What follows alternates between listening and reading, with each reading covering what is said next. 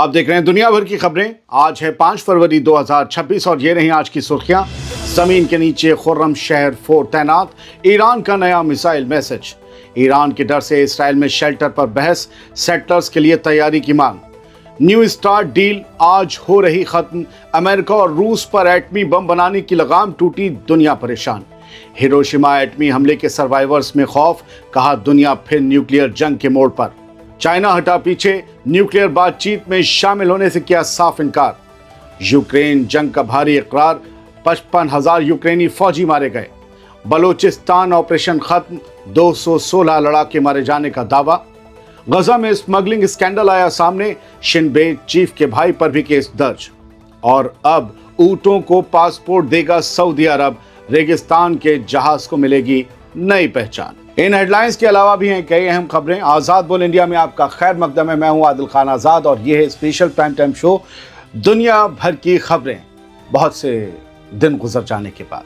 तो चलिए शुरू करते हैं तफसील से खबरों का ये सिलसिला और आखिर तक देखिएगा, खबरें बेहद बेहद अहम हैं। जमीन के नीचे खुर्रम शहर 4 मिसाइल की चर्चा तेज हो गई है। ईरान का नया मिसाइल मैसेज सामने आया है, सुन लीजिए।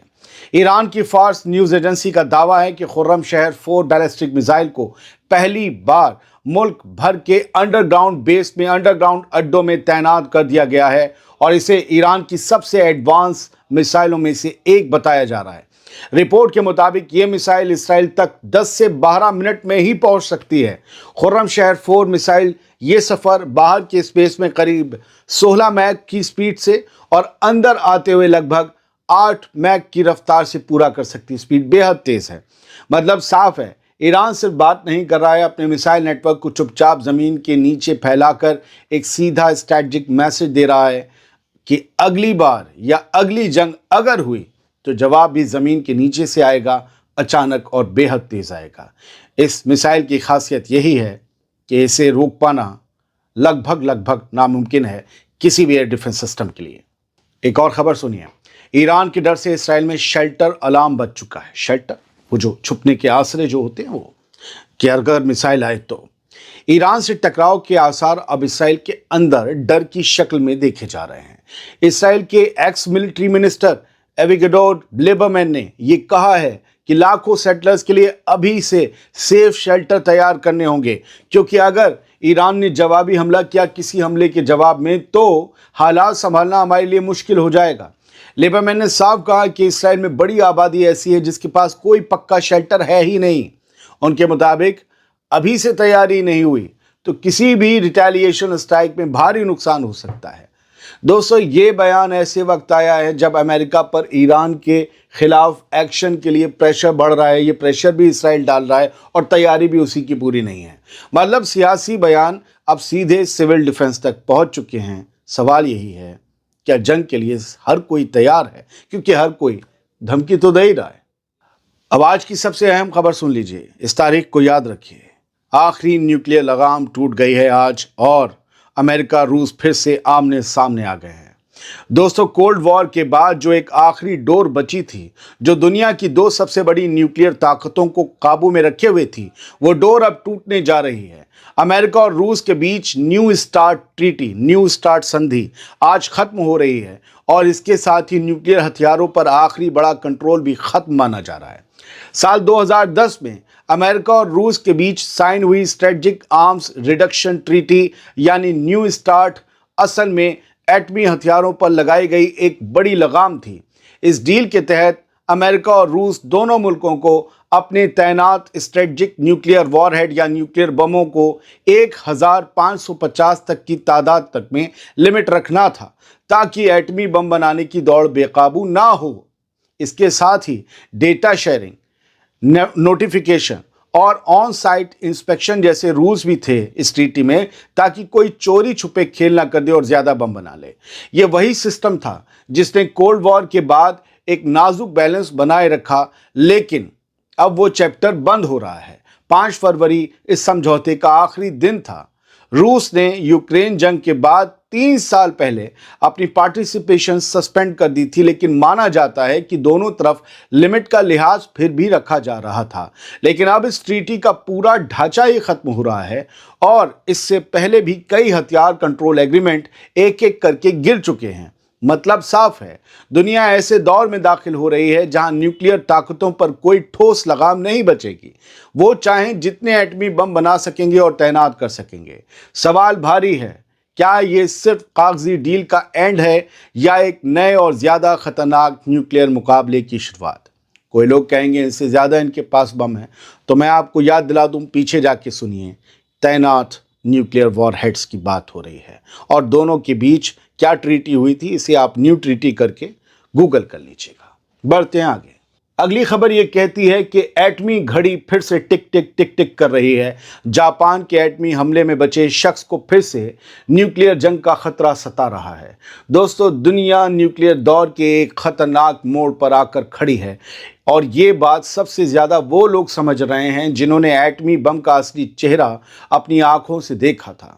जापान के हिरोशिमा नागासाकी के न्यूक्लियर धमाके में बचे लोग जो आज भी जिंदा हैं, वो ये कह रहे हैं कि दुनिया फिर उसी अंधे रास्ते की तरफ बढ़ रही है जहां से वापसी आसान नहीं होती। अमेरिका और रूस के बीच आखिरी न्यूक्लियर कंट्रोल ट्रीटी खत्म होते ही जापान के सर्वाइवर्स ने इस मुतालिक डर जताया है। एक बुजुर्ग सर्वाइवर जो उस हमले में बच गए थे हिरोशिमा वाले में, तेरुमी तनाका, उन्होंने कहा है कि दुनिया इस खतरे की अहमियत समझ ही नहीं रही। जिन लोगों ने 1945 का जलता हुआ आसमान देखा था, उन्हें आज वही साया फिर से मंडराता हुआ दिख रहा है। उन्हें लगता है कि तीसरी जंग अजीम भी होगी और उसमें न्यूक्लियर बमों का इस्तेमाल होगा। रूस और अमेरिका के बीच ये ट्रीटी यानी संधि खत्म होने का मतलब है अब इन दोनों सबसे बड़ी न्यूक्लियर ताकतों के बीच कोई ठोस लगाम नहीं बची। वो चाहें तो बेशुमार न्यूक्लियर बम बनाकर तैनात कर सकते हैं। और हिरोशिमा के जख्म झेल चुके लोग पूछ रहे हैं, क्या इंसानियत ने हमसे कुछ सीखा भी नहीं, या इतिहास खुद को फिर से दोहराने की तैयारी में खड़ा है? ताकतें जब अपनी ताकत के नशे में चूर हो जाती हैं तो उन्हें तबाहियों के मंजर नजर नहीं आते। एक और इसी जमीन से जुड़ी खबर सुन लीजिए। न्यूक्लियर दौड़ तेज होते ही चाइना ने अपने हाथ खींच लिए हैं। दोस्तों, अमेरिका और रूस की आखिरी न्यूक्लियर डील खत्म होते ही दुनिया जिन हथियारों की दौड़ से डर रही थी, उसमें अब चाइना ने भी साफ कह दिया है कि वो इस खेल में अभी शामिल नहीं होगा। बीजिंग ने ऐलान किया है कि इस स्टेज पर वो किसी न्यूक्लियर डिसआर्ममेंट नेगोशिएशन का हिस्सा नहीं बनेगा। हम क्यों अपने हथियार डालें या अपने आप को लिमिटेड करें? यानी चीन अपने न्यूक्लियर बमों को लिमिट तय करने के लिए कोई डील साइन नहीं करेगा।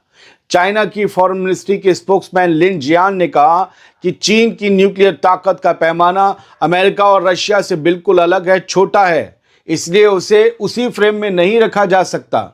मतलब साफ है कि अमेरिका और रूस अपनी दौड़ खुद संभालें, चाइना फिलहाल किनारे पर खड़ा है। आगे बढ़ते हैं। यूक्रेन के 55,000 फौजी मारे जाने की खबर सुन लीजिए। अब जंग के शोर में जो नंबर अक्सर छुपा दिए जाते हैं, आज उनमें से एक नंबर खुद यूक्रेन के सदर व्लादिमीर ज़ेलेंस्की ने दुनिया के सामने रख दिया है और ये नंबर सुनकर रूह कांपती है। रूस के साथ चल रही जंग में अब तक 55,000 यूक्रेनी फौजी मारे जा चुके हैं। ये इकरार खुद व्लादिमीर ज़ेलेंस्की ने एक इंटरव्यू के दौरान किया। ज़ेलेंस्की ने कहा कि मरने वालों में प्रोफेशनल फौजी भी हैं और वो लोग भी हैं जिन्हें सिर्फ इस जंग के लिए भर्ती किया गया था। यानी हर तरफ से लोग मैदान में उतरे और हजारों घर अब खाली हो चुके हैं। ये कोई अंदाज़ा नहीं, ये ऑफिशियल नंबर है एक सदर की तरफ से, और असली तादाद इससे भी भारी होने का शक कई हलकों में जताया जा रहा है, क्योंकि सदर कभी भी अपने मुल्क के नुकसान के बारे में सच तो नहीं बोलेगा। रूस उधर कहता है कि 2.5 से 3 लाख यूक्रेनी फौजी मार दिए गए हैं। ऐसे ही दावे यूक्रेन भी रूस के फौजियों के लिए करता है। पाकिस्तान की फौज कह रही है कि बलूचिस्तान में 1 हफ्ते तक चला बड़ा सिक्योरिटी ऑपरेशन अब खत्म हो गया है और टारगेटेड कार्रवाइयों में 216 अलगाववादी लड़ाके मारे गए हैं। यह ऑपरेशन उस बड़े हमले के बाद चला जब BLA ने स्कूलों, बैंकों, बाजारों और सिक्योरिटी ठिकानों पर धावा बोलकर पूरे सूबे को ठप कर दिया था। यानी ये सिर्फ झड़प नहीं थी, स्टेट की सीधी चुनौती थी, स्टेट का हुकूमत का सीधा चैलेंज था और जवाब भी पूरे वजन के साथ दिया गया। लेकिन नंबरों के पीछे की कहानी ज्यादा भारी है। 216 मौतें बताती हैं कि जमीन पर लड़ाई कितनी फैली हुई थी। इतना बड़ा क्लीन अप ऑपरेशन तभी होता है दोस्तों जब नेटवर्क गहरा हो, लोकल सपोर्ट या कम से कम लोकल मौजूदगी मजबूत हो। बलोचिस्तान सालों से शिकायत, गुस्से और बेएतबारी का इलाका रहा है और ये फौजी ऑपरेशन सिम्टम्स तो दबाते हैं लेकिन बीमारी नहीं मिटा पाते। क्या पाकिस्तानी हुकूमत कभी बलोच लोगों को भरोसे में ले पाएगी? क्या कभी वो इन शिकायतों की जड़ में जा पाएगी और कुछ सुधार करेगी? हाल ये है कि आज तो सन्नाटा है, लेकिन सवाल वही पुराना है, क्या अगला धमाका फिर होगा? क्या जल्द होगा? सीज़फायर के बीच एक स्मगलिंग कांड सामने आया है और इसराइल में हंगामा इसलिए मच गया है क्योंकि इस कांड के लपेटे में शिन बेत के चीफ के भाई का नाम भी आ गया है। दोस्तों, गजा सीज़फायर के बीच एक ऐसा स्कैंडल फूटा है जिसने इसराइली सिक्योरिटी सिस्टम को हिला दिया है। इसराइल की लोकल इंटेलिजेंस यूनिट शिन बेत के चीफ डेविड जिनी के भाई बेजलेल जिनी समेत करीबन 3 लोगों पर गजा में सिगरेट स्मगलिंग करने के इल्जाम में केस लगा दिया गया है। Cigarette smuggling. इसराइल के स्टेट प्रोसिक्यूटर का कहना है कि ये कोई छोटी स्मगलिंग नहीं है, बल्कि एक बड़ा नेटवर्क था। तीनों पर जंग के दौर में दुश्मन की मदद, फ्रॉड, रिश्वत और काउंटर टेरर कानून के तहत चार्ज लगाए गए हैं। एक दिन पहले ही इसी केस में 12 और लोगों पर केस ठोका गया था, जिनमें कई आईडीएफ रिजर्विस्ट भी शामिल बताए जा रहे हैं। बताइए, ये फौजी जो गजा के लोगों को मार रहे थे, ये रिश्वतें लेकर, चुंगी काटकर गजा के लोगों तक सिगरेट भी पहुंचा रहे थे। एक तरफ आग लगाकर धुआं उठा रहे थे, दूसरी तरफ ऐसे वाला धुआं दे रहे थे। क्या बात है। अब एक खबर सुन लीजिए, इसे आप फिक्र समझिए या हंसी उड़ाइए, खबर तो खबर है। ऊंटों का पासपोर्ट बनाएगा सऊदी अरब। यही काम होना बाकी रह गया था, सो हो गया। सऊदी अरब ने अब अपने ऊंटों को भी पासपोर्ट देने का प्लान अनाउंस कर दिया है, ताकि मुल्कों के करोड़ों कीमती ऊंटों की आबादी का पूरा रिकॉर्ड रखा जा सके और ट्रेड को कंट्रोल किया जा सके।